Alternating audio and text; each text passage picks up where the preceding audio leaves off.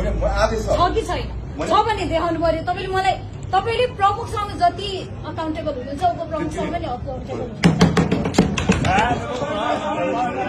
त्यस्तो हो भने मलाई चाहिँ लिखित आदेश छ होइन। तपाईँले यहाँ यति धेरै जनप्रतिनिधि तपाईँको समकालीन साथीहरू सबैजना मैले लिखित आदेश छ कि छैन लिखित आदेश छैन भने छैन। मैले कतिपय कुरा चाहिँ यहाँ भन्ने विषय पनि होइन।